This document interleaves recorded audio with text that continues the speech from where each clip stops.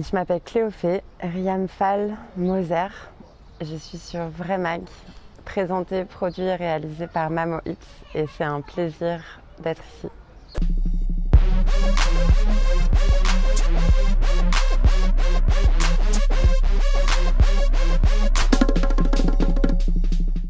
Donc, je m'appelle Cléophée Riam Fall Moser.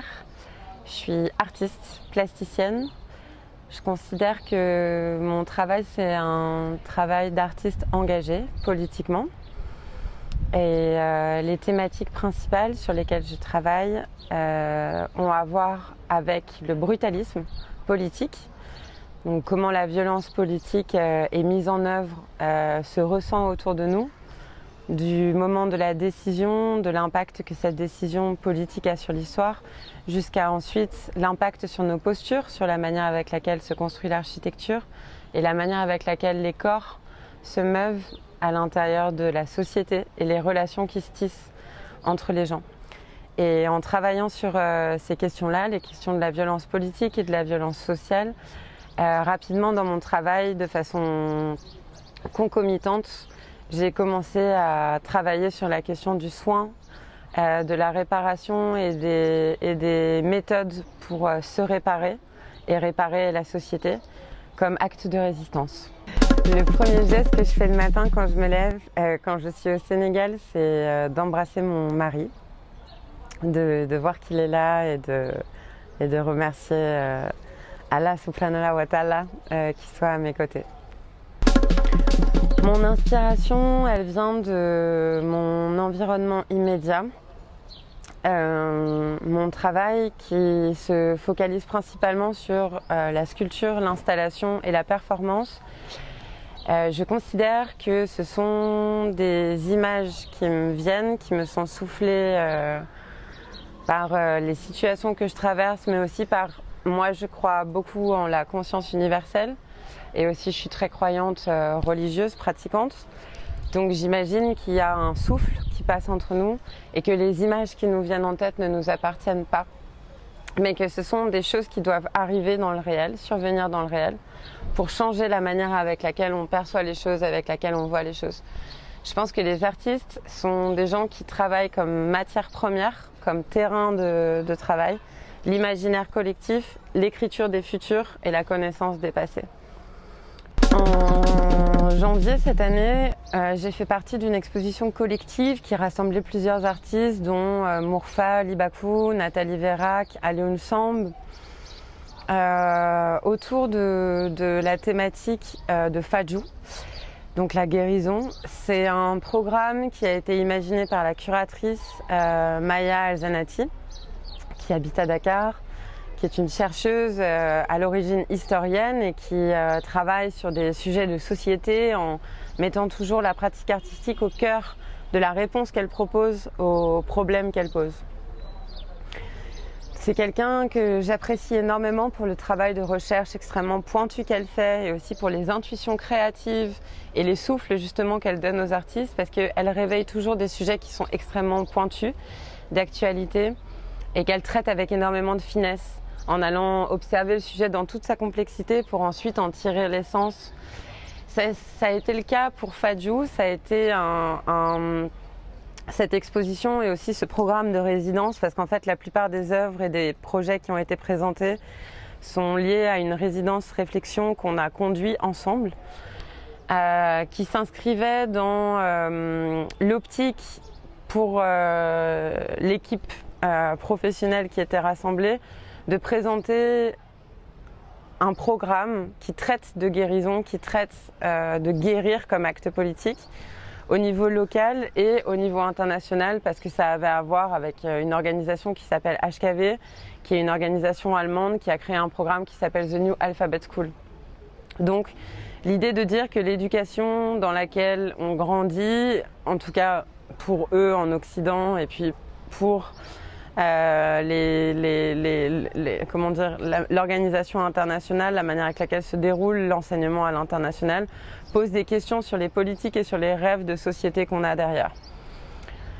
Donc ce sont des chercheurs, des artistes qui s'interrogent sur ces questions-là, comment changer l'éducation, comment changer la manière d'être avec le monde, comment avoir une attitude plus responsable, plus affective, plus équitable avec les choses qui nous entourent, se rassemblent. Et à l'intérieur de ce programme, Maya Varichon-Elzanati a défendu l'idée que ce serait bien de faire un événement qui traite de la guérison comme acte de résistance politique. Et à ce moment-là, mon mari et moi, on travaillait exactement sur ces questions-là. Moi, parce que je viens du brutalisme, vu à l'ère contemporaine, comme le décrit l'auteur Achille Mbembe, comme un état de violence généralisée sur les politiques, la population, l'environnement, et comme une manière totalement déviante de considérer le vivre ensemble, un forçage du capital, une économie totalement déviante qui ne correspond pas du tout aux besoins des populations et aux urgences écologiques aussi. Et donc moi j'étais dans cette réflexion-là et dans l'idée de comment se réparer, comment guérir. Et au moment où je suis arrivée au Sénégal, j'ai commencé un travail d'initiation avec des marabouts qui pratiquent la guérison par la lecture coranique et l'utilisation de certains versets dans des bains et qui ont une connaissance du coup des pouvoirs de l'eau et des éléments qui ont été créés par la même entité sublime, par notre Seigneur, pour nous guérir, en partant du principe que tous les médicaments et les maladies sont à l'intérieur de la superbe de la création. Donc j'ai commencé une série de sculptures qui sont des moulages en ciment blanc pour des questions de résistance et de ténacité, avec un alliage aussi de plâtre pour la malléabilité et d'un enduit qui résiste à l'eau. Et à l'intérieur de ces récipients, j'ai caché des messages, j'ai dessiné des formes et j'ai intégré des visages, notamment de mon mari et de moi-même.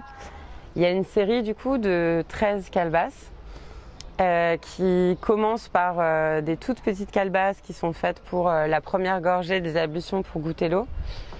Et chaque calebasse représente une étape du bain.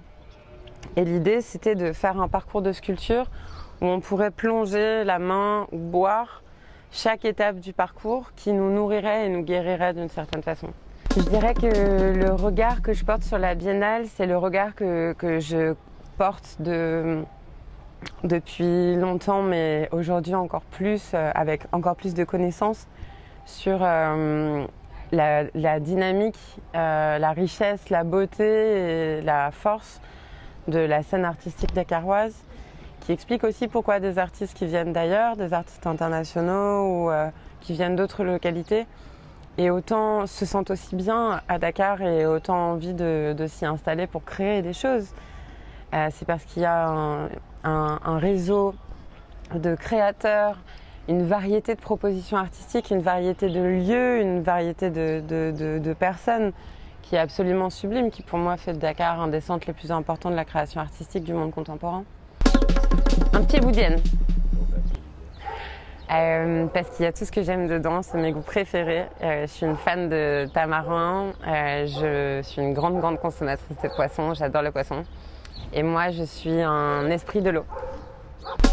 Mes projets pour le futur, c'est de continuer à développer ma carrière et le spectre imaginaire dans lequel je suis en train de sillonner depuis Dakar.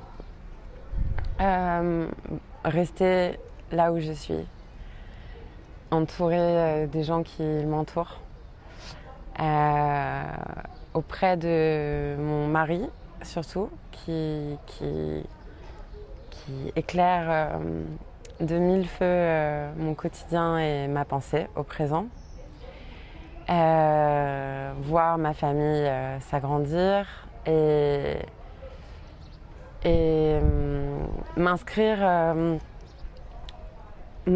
continuer de m'inscrire, mais m'inscrire sur le long terme dans cette scène qui est la scène de la ville de Dakar, en lui rendant tout ce qu'elle me donne.